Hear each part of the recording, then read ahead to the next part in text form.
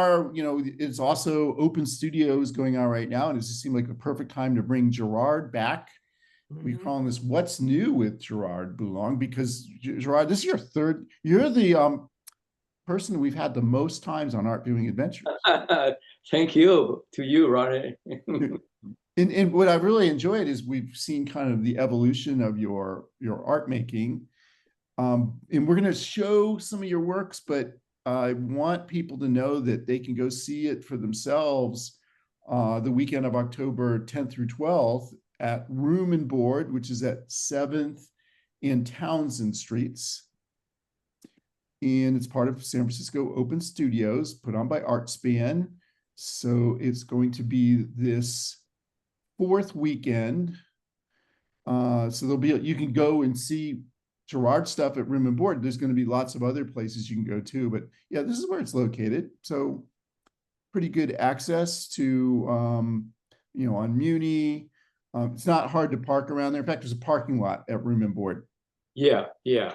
Oh, and this is actually, there's also very nearby the main gallery that has like representational works from like 300 different artists.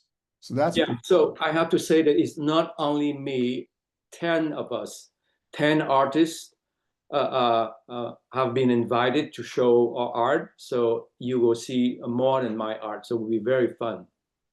It's fun. And the other thing is it's very comfortable. Like usually there's a really nice couch that you can sit on because they're kind of trying to get you interested in buying some furniture, but it's super comfortable and a great place to kind of envision what the art would look like in your house. But let's jump in. Let's start looking at some of your paintings, Gerard. So I'll let you talk about this. So before I start, maybe I can kind of go very quickly for people who don't know me. So please. I start to be artist full-time about 10 years ago. And my technique is, because I love taking photos and also I love to paint. And I have a chance 10 years ago to study pop art. And I realized a lot of, during that time, people are doing something like they're taking a photo and they're paint it, copy it in a very large scale and end up to be like a photo, but like blow up. And give me an idea, how about me going to a little bit called opposites direction, meaning take a photo and make it into a painting. So this is the medium that you see. That's I travel a lot, I take a lot of photos, and I use a photo like a blueprint, like a map, or like a source of inspiration, and I kind of deconstruct it. Sometimes it became something else than the image. Like this one, you can see it. This is an image of in the Atlas Mountain in Morocco. I went a few months ago, and I make this painting, and it's that the trees is poplar trees, but I trying to make it a little bit abstract in the sense that we realize it's a tree, but actually it's dot of color next to each other, and the only one thing we can say, oh, look like a tree, is a little bit of stem of the branches that kind of convey the idea in trees, but can be a completely abstract painting. So that's my technique. Yeah, and one thing, even though we're looking at this on a computer screen, I get a real three-dimensional sense of this. I don't know if is everyone else seeing that. You get a real sense of the texture of this in like the way you work, Gerard. Like the paint kind of is pretty thick, right? Yeah, actually, it's really thick. It's almost three-dimensional, and I have to say this is very large as paintings. This is 36 by 36 inches, and the technique I'm using is one kind of like a dot on the top of the one. They are not mixing to each other. They're lay on the top each other like layers of colors. That must be very time consuming, right? Like yeah. It's take me about a month each piece, sometime a little bit longer, but yeah. It's And so, a long, yes. will you be doing, you'll be doing like one color at a time and Yeah, just really that's the beautiful. downside of, because since it's not like oil. This one I cannot put one layer on the top each other if it's not dry, because they will bleeding each other and they will make something else. So when I put, let's say, the dot of green, a light green, I have to wait for that layer to dry. And sometimes it will take me 6 to 10 hours before I can put another layer. So it's a little bit a long process. But over the years, I have a technique that I'm not painting one piece at the time. I probably sometimes make 3 or 4 pieces. So I can go around and adding more colors and also wait, so I don't have to wait 10 hours to adding another layers to the same painting. So I go around and make it more than one painting. So it's kind of fun. And underlying this painting and all of them is a photograph, is that right? Yeah, it started with photograph, but and I sit on in front of the image and I say, what do I see? So sometime I decided where will be the negative, where will be the positive. What I mean negative is something dark, like you can see it. It's a little bit of black around, and a little bit the black will convey the depth of the trees, and that's completely up to me to decide. Not the photo did not have that effect, and also the color of the leaves of those trees also completely made up. This is not on the photo. The photo is very flat. It's just bunch of trees, but I want to create a little bit of three-dimensional. So you see the black that make you kind of go deeper into the background of the image, and everything light will kind of pop up, so you can feel a little bit like this is more than something like a photo completely flat. It became a painting, put it that Yeah, way. Yeah, it really kind of grabs you. yeah, It's yeah. um, almost like electric, I would say. And also you have these wonderful colors, these contrasts. So the kind of white and the yellow and the greens. And how do you decide, like, you're looking at the actual colors. Well, is it on top of a black and white photograph or a color photograph? This one is it's a color And photo. and is it ink? It's like a digital photograph that's Yeah, it's a very, very bad quality because I don't need to be very, very strong detail, because the detail has to come from me. But we can move to a different image, because so give you a little bit of idea how I use this same technique, but I can do a lot of things out of that, because um, I'm attracted to trees, plants, especially trees, and I make an art from seeing a tree in a different angle, different side, and so this painting is it's from a tree, grape leaves in Sicily, Agrigento. So I kind of improvise it and make it a little bit, you can see it's a little bit wiggling a line of painting, and I drop it on the painting to make almost like, the grape, you always have some root and some leaves will go all around a little bit. It kind of look like look like a hair. So I improvise this. This is not from the image. So, and the image did not have the color of the grape like that. So completely I invented. So, and also the yellow did not really exist, but I want to convey like the grape has been exposed to the sun for a long time, like grape needs sun to make it a rich wine. So that's something that I have a luxury to improvise and invented something that's not in the image. And you have kind of your own palette. Like you like these bright colors. You're working in nature.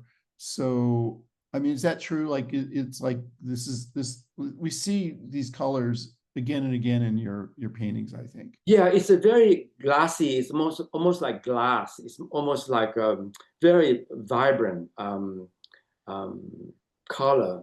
But my last few painting, I kind of go into a very lightly different direction to make it more matte. So it's, you can call it evolution. You can call you kind of um, um, experiment a different direction, because if you keep doing the same thing over and over, for me, it's not very fun. So explore different technique, different point of view. It's more risky, but for me, it's sometimes more fun. Yeah, I think that's something, that's what's so great about having you back is like I think of things that have stayed the same, like the square format, pretty much the same size. I think you've worked what, 36 by 36. Yeah, they're all 36 by 36. There is a reason why, because the technique I'm using, my painting is not on the horizontal.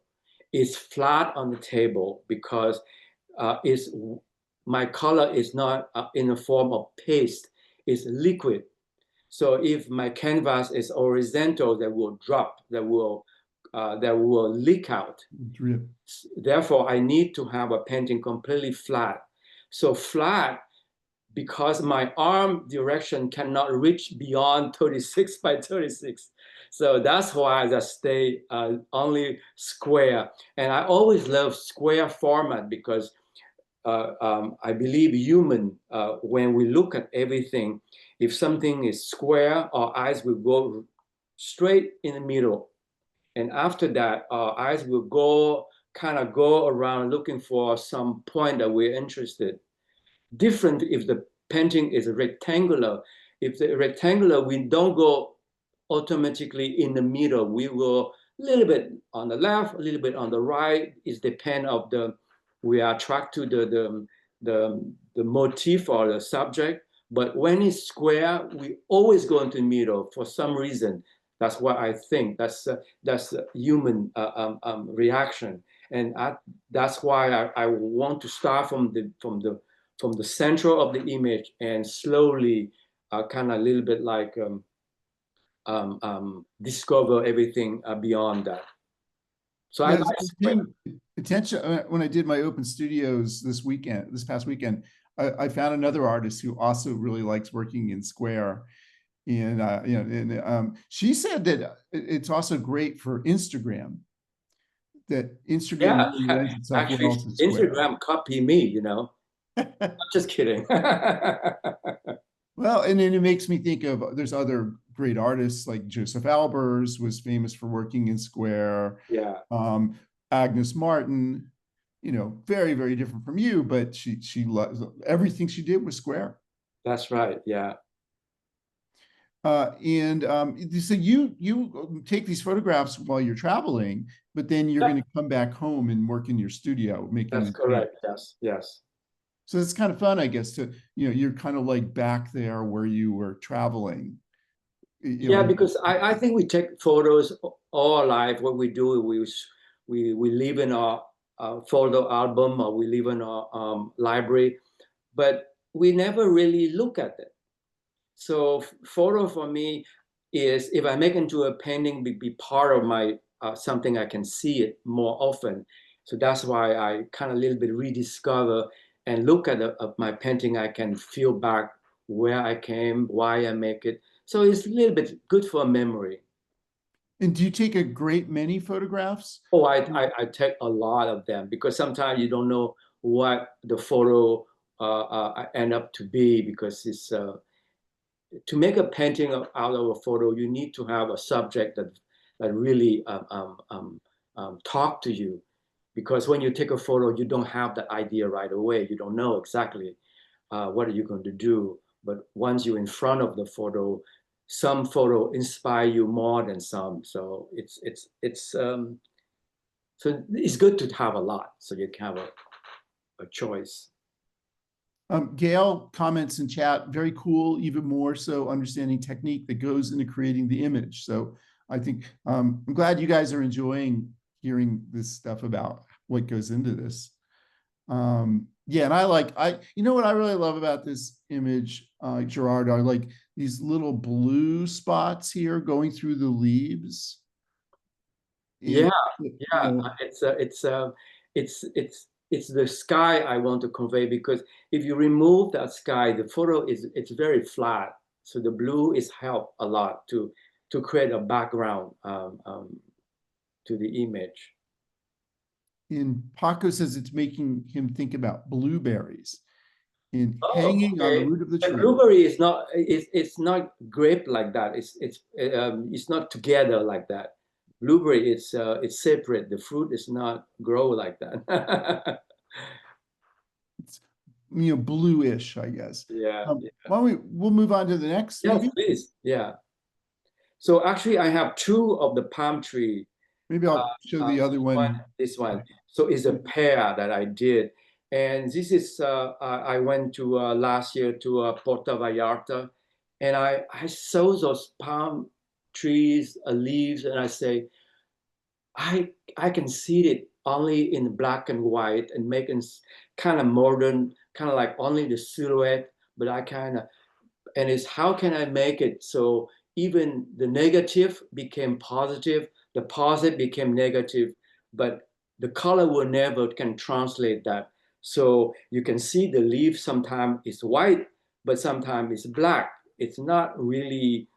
So I completely play with the silhouette of the leaves and make it more like a movement with the wind and so this is I have a very good time to make these two paintings like a pair, and it's almost three-dimensional because the black we cannot really see here, but if you go to the Roman board you can see it. It's three-dimensional. It's a very thick, and you almost see like a real leaves on the painting in pen in black. I mean, I think that's a really good point that these, I think they do look really good on the computer monitor, but in person it's different and it's even more spectacular. I mean, we have to see that this is very large scale. It's a 36 by 36. So the leaves is like, 10 times bigger than here. And since it's a community living campaign, it's definitely worth mentioning that room and board is very ADA accessible. So if we wanted to plan to meet up there, some of us, I think that'd be a great idea to go look at some of these things together. And I just think this is a really gripping image for me. It makes me think of kind of like really great cartooning. Like there's almost like a drama to this. Thank you. Yes, I can see that. Yeah. You can kind of feel like the wind blowing through this thing. Where were these again? Puerto Vallarta in Puerto Mexico. Vallarta. So right on the beach, maybe, or near. Yes, it's right at the beach. And I love the detail of these, the stems and then the connection between the leaves and the stems. Did you know when you saw this that it would be such a great subject for this? I always attract to palm trees, but I say, how can I make into only two colors? And I start and I say, it's not easy, but I say, well, I learn a little bit how to cheat a little bit because sometimes you take something black and you make it into white so you can accentuate the void of the black and the white. because you can see some leaves became white. What reason is white? It's no reason. But if it didn't do that, you don't see another layer behind that. So all is kind of invented to create, you know, color is easy because you can put a green on the top of light green and you can see two leaves. But when you have only two colors, black and white, you have to play with the negative and the positive to create an image out of that. It's almost like a silhouette. And here it's because of the leaves, you never really ask, oh, is it look like a leaves or not? Because we just admit it's a leaf. So you have a freedom to say, oh, it's okay to be white, but why is white? You know, but I have to make it white, so we'll accentuate the black behind that. And that's what I like about this exercise, because it's allowed me to play a little bit on something that did not really exist on the photo. The photo though is not white. The photo doesn't have that white color. It's all flat with different colors. So you have to choose which leaves it became going to be white and which one stay black. And it kind of helps you appreciate the difference between color in black and white photography. Yes, yeah. That you just get a totally different sense from each Much one. harder to do black, because a black, if you don't do it well, it became black. Like some leaf, you can see it. When I did not have a chance to add the white, it's completely flat. But I have to be very careful that I can allow some, but not too much, because the painting will not have any um, how can I say, a definition to it. You don't see the leaves anymore. You only see it's it's a lot of black. Anyway. In Gail comments on the movement in the palm leaves. Mm. And Paco also seems to really like this. Thank you. Let's move on to this one. Okay, so I have to find it so I can say the. So this one is I took a trail at the Bear Valley Trail in Venice, and I decided to make something a little bit abstract, some kind of like a out of focus, like a movement of the trees are blended to the background. So we see it, we think, oh, this is the tree, but can be anything. But just happened because it's green, so we say, oh, it must be a tree. So I kind of play with how us human define what is something and not another thing. So artists always play with a little bit some clue to help the guest, the viewer, to define what is the subject. But of course, you are free to see, can be something else, can be underwater, can be, I don't know, but actually is a tree. So it came from a photo from the Bear Valley Trail in Venice, one of the hike and I took last year. So this is very near the coast. Yeah, yeah. And what are the blue, like these sets of blue dots? I just add a little bit of dot, and I say that's give a little bit of life to the painting. It's almost the abstract touch to the painting. And see, this is another one that gets a real sense of movement. You know, like you get a sense like this is a windy day, perhaps. Yeah, yeah. And maybe move on. Yes, please. So this one is a photo I took in Kyoto in Japan, in one of the park. We had a long walk and we were tired. We sat on the bench and I look up and I see those branches and I say, "Wow, you know, we forgot the trees. It's incredible. It's give us so much. Give us shade. Give us fruit. Give us I mean." all those good things, and we don't look enough. So I took a photo and went home and said, I can make something very soft out of that. So I make a painting, and the photo ended up to be completely flat. But I say, well, we all know how leaves look like. I can make leaves any way I want. People end up to think it's a leaf anyway. So I make it up. So it's all the little dot look like a leaf. It's completely uh, um, uh, invented by me, because on the photo it's completely like one block of green. You don't see the detail.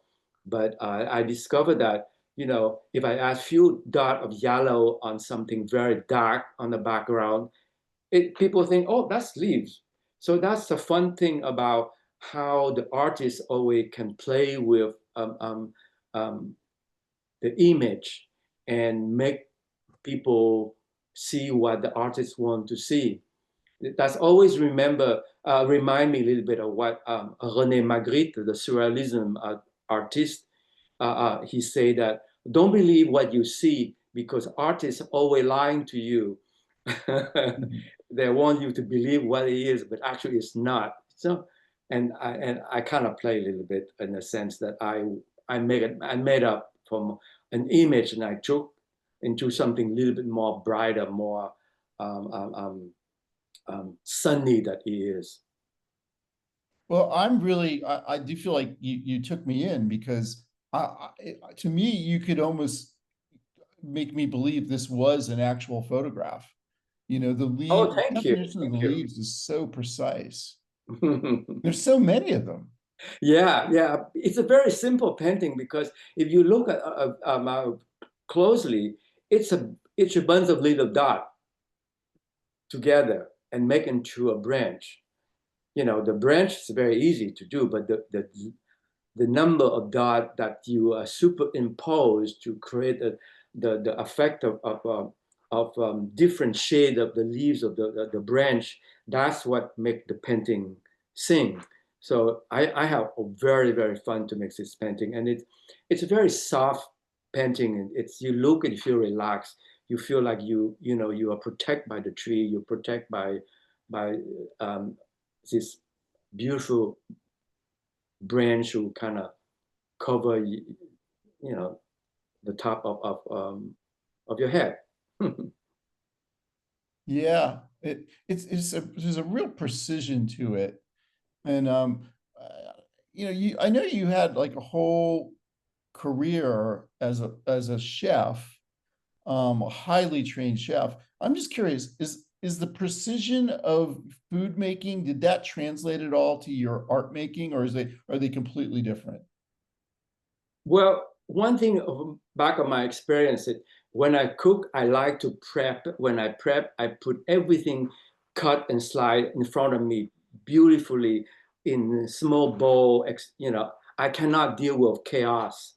And if you go into my studio next year, if you are open to visit, it's everything is in order. Very different from a lot of artists. You can have a lot of chaos painting everywhere, a lot of pot, a lot of things. When it's chaos, I cannot think. I'm confused. I'm very, maybe I have some issue here. So so when I do painting, um, painting is never a mess. I abstract. It's a little bit a concept. I have a problem. I have few painting that I do little abstract, but I cannot go very far because I get stuck with the mess. I need to have everything in order. And if you do abstract painting, you have to allow yourself really freely your mind and your soul to let that guide. I don't have that freedom. I need to see things. I need to something more concrete in front of me. So it's a different direction. I Yeah, don't, I don't you know if that figure makes sense, but like a but that's Jackson Pollock, you that's figure why he artist probably, is different, because we're not doing the same thing. I think some abstract artists, like a Jackson Pollock, he probably had like a very, very disorderly studio. But I would think like an Agnes Martin or a Mark Rothko would be much neater for some reason. There's something there's their works are a lot less chaotic than his. And your like these works have, this one in particular has a great deal of orderliness to it. Thank you. Move on to another one. So yeah, we're back in black and white. Let's talk So about. this is also from Morocco. I have to find a piece.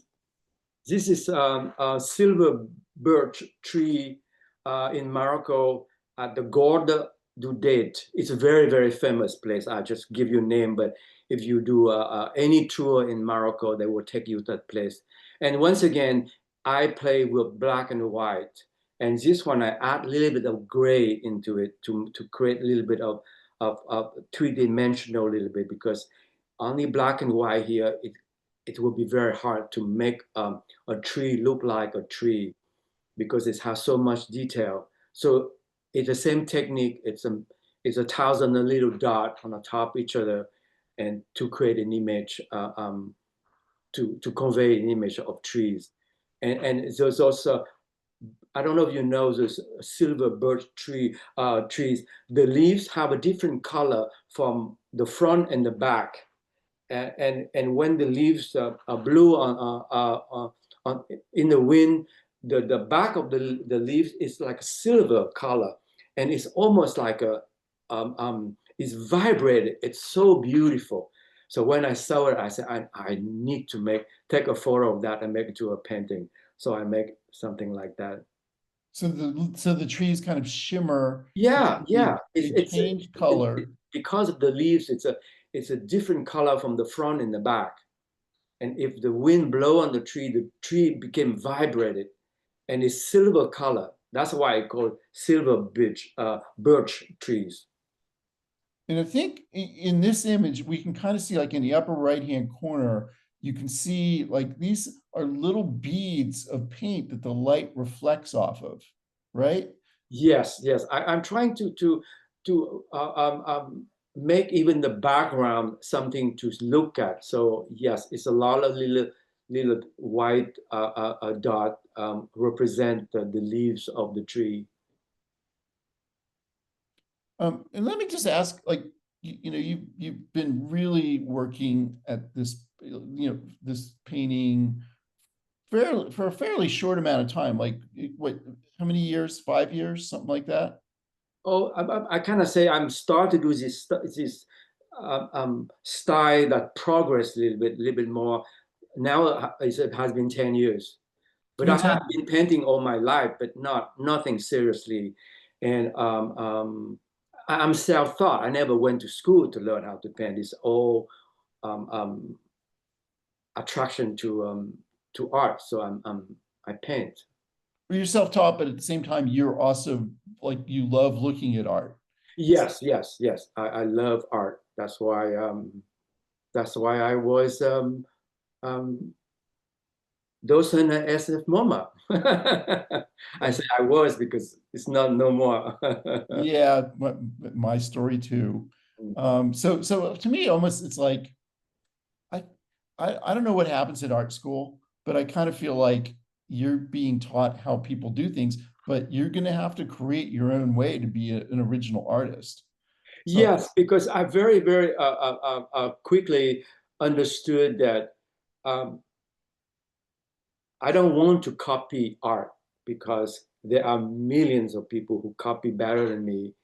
And for me, copy art is something, it's no story there. I don't need to go there. And it's kind of like you have to create your own language. And create your own language means create your own vocabulary, different technique, different color that you use, different idea, different concept, something you want to talk about. And I worked very hard from the beginning to understand what is the language mean. And because all the artists who are, it's not I'm trying to compare myself to the master here, but if you want to make something interesting, you have to create a language. If not, all you do is copy. I mean, people, it's nothing wrong to copy art, but I don't want to go in that direction. Copy. I don't want to show you something you can see yourself. I want to show you something that I see. Like there's nothing wrong with copying, but at the same time, there's also nothing interesting about it. You know, like it's not going to make me see the world in a different way if you're doing the same thing that other people have done. Mm. Um, let's move on. Let's see on Yeah. another of your works, another black and white one. Wow. So this one is also the same tree, but this one is very close to the Atlas Mountain, and and and I want to convey how the tree going to be in the winter. So I call that uh, um, um, bird trees in the snow. And here you don't really see it, but I discovered the way to make my painting matte. I mean, it's not shining anymore like everything you saw from before. So this is the latest discover how I can create, because the color I use, I create myself. This is not come from a tube. I discovered that when acrylic painting that you buy is technically is some type of glue that transparent, and factory will mix with pigment and make it into a color. That's how people buy it. I have a way to buy a separate the pigment and the glue. So the glue is almost neutral. It's almost liquid, and I mix it whatever I want to create my own color. And I found a liquid that like a glue, but it's not transparent anymore. It's matte. It's opaque. And by using that, the image it's not shining anymore. It's more like almost like a cloud on the top. So this image we don't really see here, but if you see a real a painting, it's almost like in a cloud, in a fog, and that's what I want to convey here. Maybe that's what helps us realize that this is wood. It really does have the properties of wood because it doesn't just dry clear. Is that right? Yeah, I mean, you can see it's not one leaves here. It's all completely naked tree without leaves. And the photo I took was not in the winter, so there are plenty of leaves. But I have to remove it and create some kind of like a snow uh, um, um, time of in in in this image. So yes, it's a snow, it's winter, and it's completely in my imagination because the image is not like that. Where did you get the idea to use this other acrylic glue? Did you just Oh, I happen? just discovered by uh, coincidence, because I sell a lot of glue out there, and I use this glue to do something else. And one day I said, how about just mix color with that? And I just discovered, my God, I can create my own color by doing so. So it's just like a coincidence. And I don't think people want to do what I do because it's liquid. Liquid painting is much harder than the paste. If you do oil color or you do a classic acrylic like a paste, you can do much more shade that I cannot do because mine is just it's like it's like only one color. You don't have the you cannot create a little bit like oil color, which just go to from dark to clear. Um, I don't know how to explain it, but it's a flat color. It's like one color. That's why I need to put one dot next to each other to create a shade of color. I cannot create in just one brush. And by the way, I don't use brush. Everything all my painting, I paint with a stick. So it's like a wood. It's like a piece of Yes, it's a wood wood stick. that puts the It's dot no in brush in there. my painting. It's no brush. You know, do you ever let people watch you work, Gerard? Well, I have photo of me watch. I think on my Instagram, I think, and also yeah, I'm gonna go check that out. I want to see this. sure. This is cool. We'll keep going. So this is another one. It's got this wonderful blur to Yeah, it. this one is I have to find it. So sorry. Yeah. Oops. I Another lost. one, like you This is had um, the this is palm. redwood tree at Hadar Park. Oh, Hutter Park and on the peninsula. Yeah, and I want to play with this painting more like when you on your bicycle, on your motorcycle, and you go very, very quick, very high speed. And I want to create an image like a drone just go very quick into the central, and there is a speed of light, speed of your eyes just going to a different direction. So this is completely created by me. This is not from the image. The image is completely flat, but I want to make it a movement. I want to make it into something more visual, like a speed. Now, it makes me think of the blur that Gerhard Richter's famous for, which he uses a palette, I think a palette knife to get his. Like he scrapes the painting. You don't do that, right? How do you get this? What do you mean? How do you get the blur? Like how do you get that movement? Are you scraping?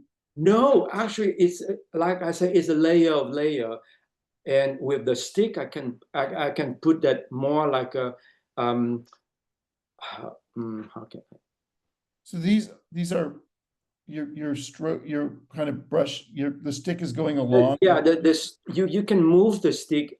Once you put the color on your canvas, the stick will guide it because it's liquid.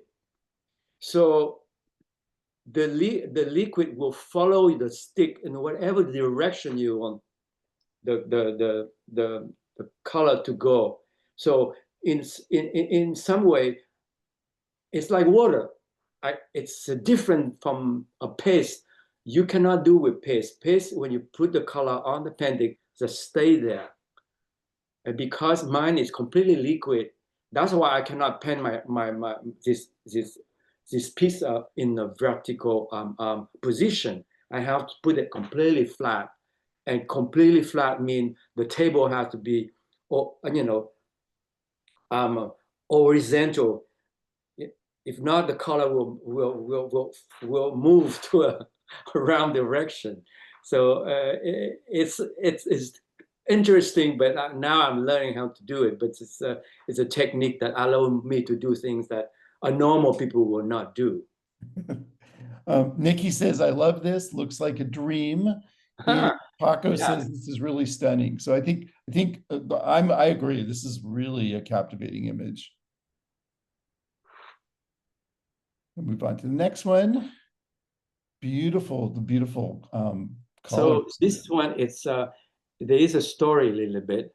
So I went to Japan before the COVID 2020 2019, and we went to this coffee shop in Kyoto, and there is a garden in the back, and we had a coffee, and I look out, there is a river, and there's trees and branches that really talk to me. So I took a photo and I bring it home, and I say, how about trying to do like Jackson Pollock, just poor color. So because I just mentioned to you that my color is liquid, so I say how far I can go with pouring color. So technically, this painting, it's all about I just take a pot of water and I just pour color on the top and I let it wait. And the next day I pour another layer and I make um, a painting out of that with some guidance, of course, because there was a tree that existed, but the tree also I pour color to make it look like a tree, but can look like a snake, can look like something else. But if you look very, very close by, you can see the color are bleeding with each other. It's create a little bit the blue of the sky is is something different from the other blue you saw in my different painting because the color are not bleeding. Here is bleeding. It's almost like you pour one blue, the next one I put another a color, but less blue, so the white of the next color bleed with the one more stronger. So it's created a little bit of movement and blue, a little bit of um, um, make it more interesting. I don't know how to explain it. It mixes, but it still stays kind of distinct, you know? I mean, Yeah, you kind of look like the tree, but I don't know if people see what I see. So it is this tree. It's funny because this is in front of me. I have my cappuccino and look at those trees and the ground and the sky, and it's end up to be like this. And is this a photograph of the tree like taken like reflecting off of water perhaps? No, actually, it's just a tree in front of me, then in the garden, and the blue is from the sky. Okay.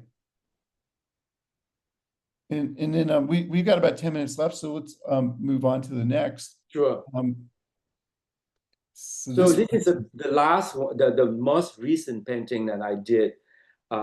This is Armstrong redwood in the State National Reserve in Gunville.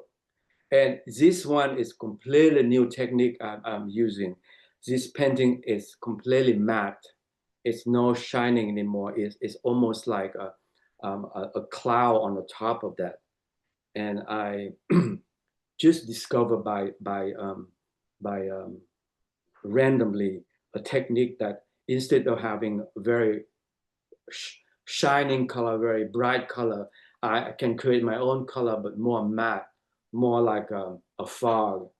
And here I want to convey that, you know, in Armstrong redwood, you tend to see trees are very large because they've been around for a long time.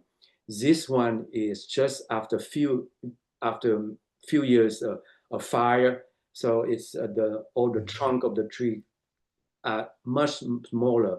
This is a very young growth, and I want to convey the idea of the fire, the heat, the thing. So I make it a little bit purple and red to make the painting warmer. And this is also made up. It's not from the photo, but the idea, the structure of the tree is part of the photo. Yeah, and it's some really great shapes. You know, I love the way the trees come together to form like a triangle. Mm. Uh and yeah, the purples and the blues. Those are really great.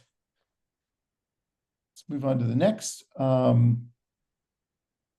So this one is an image that many years ago, I went to a New Orleans, and also I sat on the bench and I look up and I look all those oak tree, very beautiful. I love trees from New Orleans, and I took a photo, and I want to make a painting, but I want to add a touch of abstract to it. So it's a layer, a lot of yellow, green, and blue. So the blue kind of convey the idea of the sky, and the yellow is kind of blended to the green, make it some way we feel like the freshness of the tree. And it's probably the farthest I do on the abstract. And you still see a tree, but it's not totally abstract. Yeah, and then the blue of the sky coming through is kind of wonderful. Very precise. And we have a comment. I know it's not lemons, but it feels like lemons, says Nikki. Yeah. Let's take a look at this one. So this one is it's a tree. It's a very large tree. It's called Cecil oak tree, and is in Japan. It's in near the temple Sampira Sam, a shrine in Japan. and this tree is so large.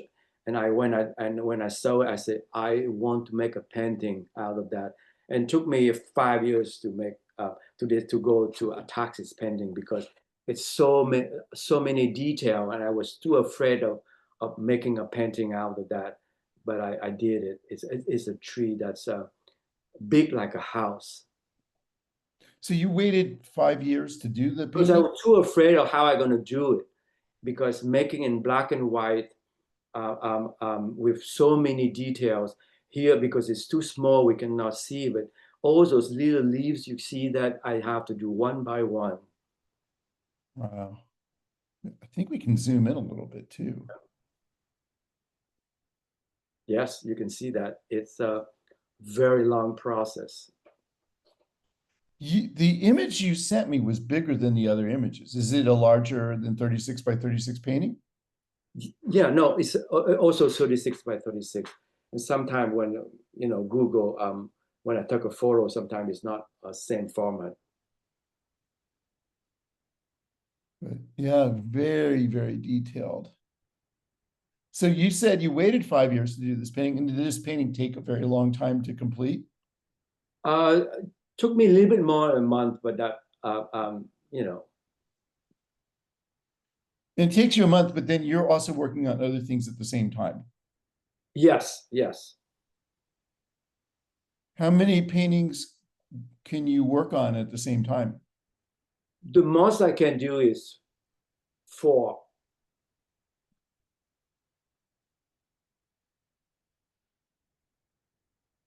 And then is it important, like, do you need to really complete a painting, or can you kind of stop in the middle if you had to travel or something?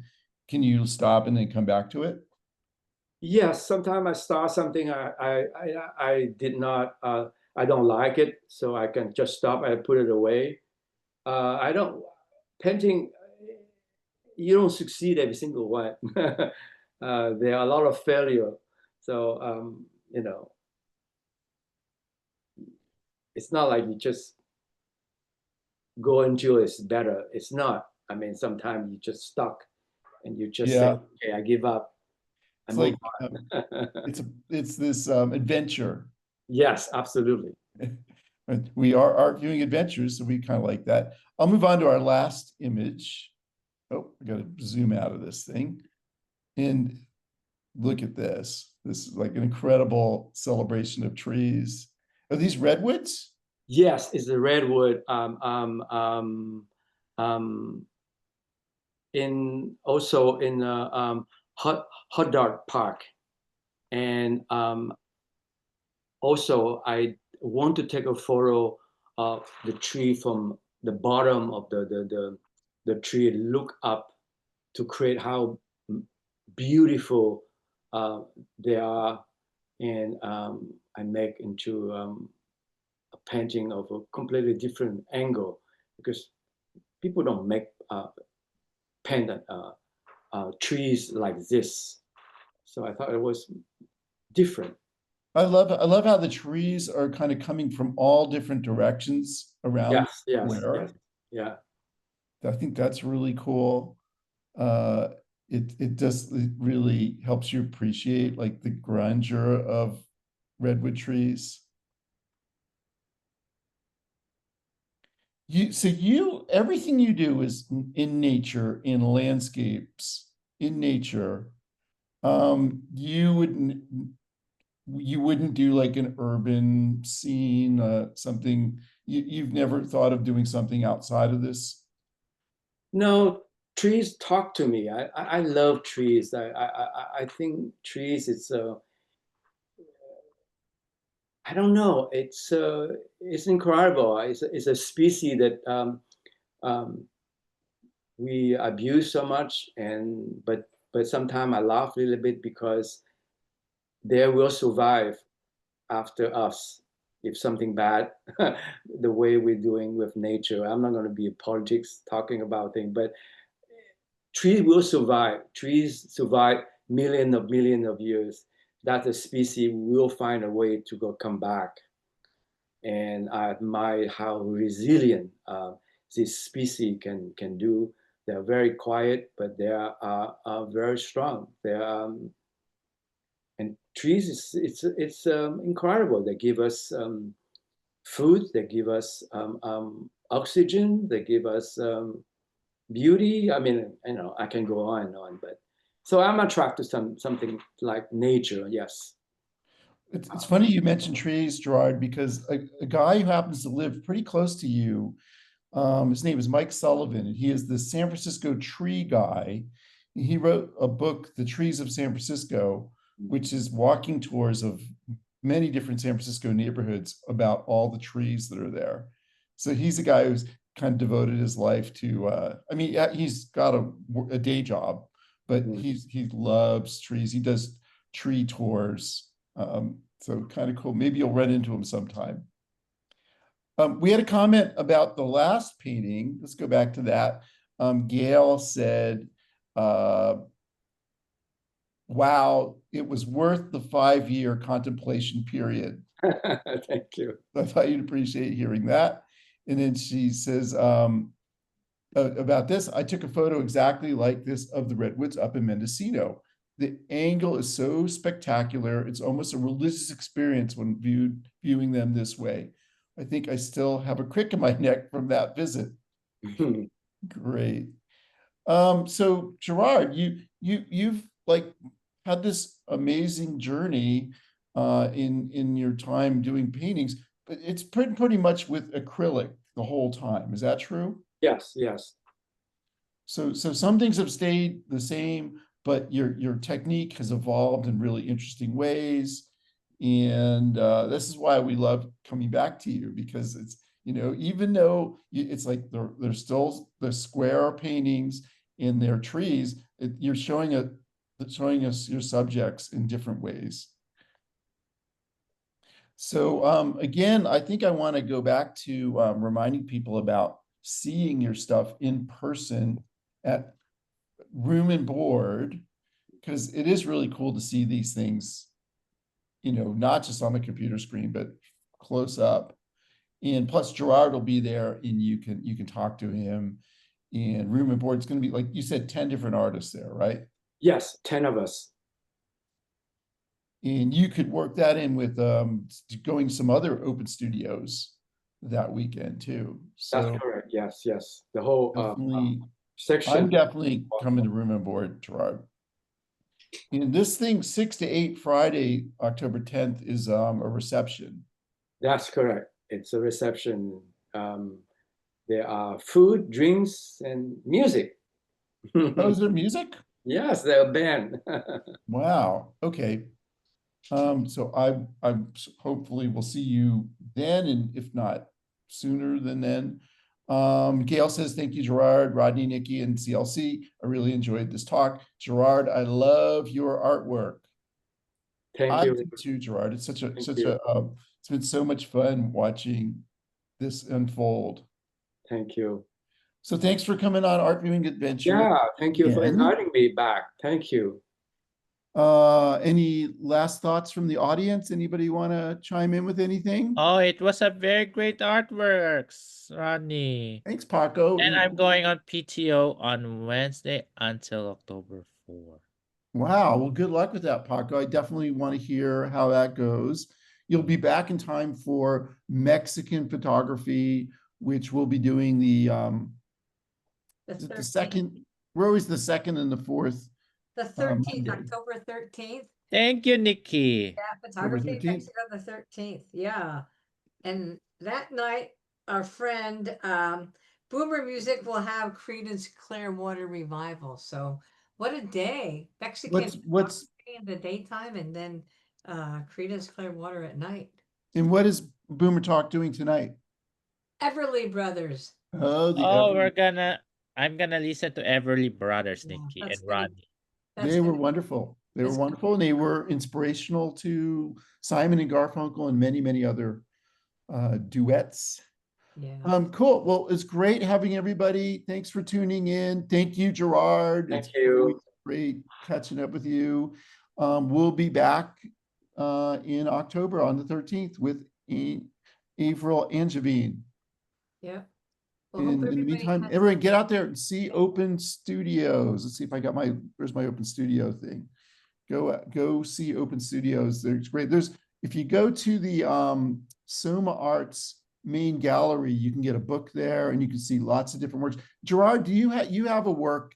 Do you have a work at the main gallery or not? No. Many artists do, but room and board is nearby, so work that in. Yeah. All right. See Thank everybody. you. Thanks, everybody. Happy Latino Happy Heritage. Latino Heritage Month, Nikki. Okay, Thank bye, you. Paco. Have a good trip. Okay, whatever you Thank do. you, Nikki. Good. And bye, Rodney. Hi, Paco. Thanks, Jennifer. Bye, See you. Gerard. Yeah, thanks, Zoe. Jennifer Bye, always does- Paco. Thank you. See you All next right. Thank you. time.